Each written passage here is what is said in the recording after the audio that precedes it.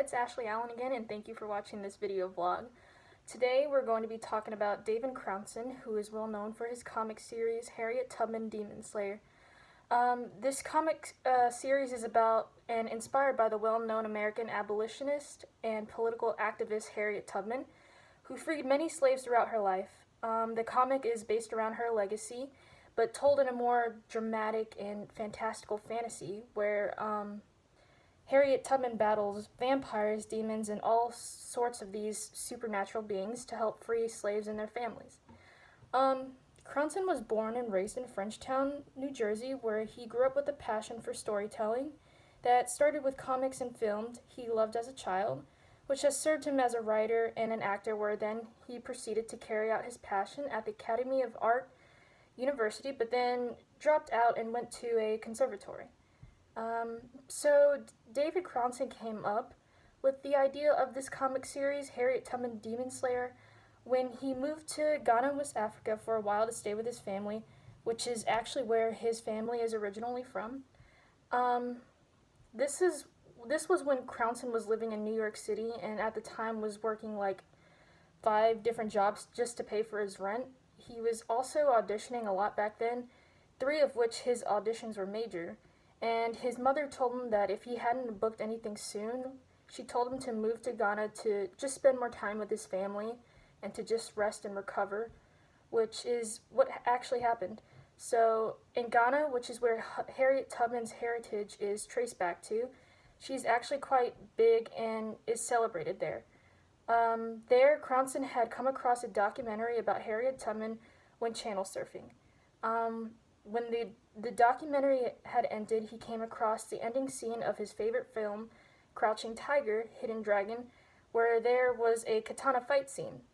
After more channel surfing, he came across Hansel and Gretel witch hunters. And during his trip, Crownson also had kept a journal with him to document his life while living in Ghana and began writing down this stream of consciousness. And while writing, 3 things stood out to him, which was Harriet Tubman, katana fight scene, and witch hunters. He liked these 3 things so much he decided to come up with a script for a comic that centered around these 3 things. And that is how Harriet Tubman Demon Slayer was born. So with his cultural background from Ghana, West Africa, and being at a conservatory to study his passion and that of his interest in comics, and really learning about comics from a book he picked up and studied from an airport, this sort of gives him that credibility or ethos. To me, I have always been a huge comic book fan, as I enjoyed reading the Amazing Spider-Man series, the Spider-Gwen series, and the Superman series. And actually, Crownson had said that he kind of aligns Harriet Tubman to heroes like Superman and Batman, and in the sense of their justice, because the sense of just doing something because it's the right thing to do, period, kind of justice, which I found interesting because that was kind of the vibe I got of Harriet Tubman's character in the comic while reading a bit of the first volume, which I loved a lot. I also like the analogy he gave as an example of why he decided to make this comic and why the character of Harriet Tubman is like this and has the sense of justice of just doing something because it's the right thing to do. And that analogy or example he gave was that if you see an elderly lady and she's just struggling to open the door, you open the door for her because you're young, you're strong, and you just can. And it's the right thing to do. Not because of something like, oh, when I was 8, my grandmother was smashed by a door and now to this day I open doors. You do it because it's the right thing and you have empathy and compassion. And that's why Crownson wanted to do this comic, because he also thought it was the right thing to do. I think that comics are a really great medium to use when persuading an audience in whatever goal the writer has in mind, especially when it comes to pathos and playing on people's emotions. Crownson uses these supernatural beings as symbols or a way that embodies racism and the hatred that people hold.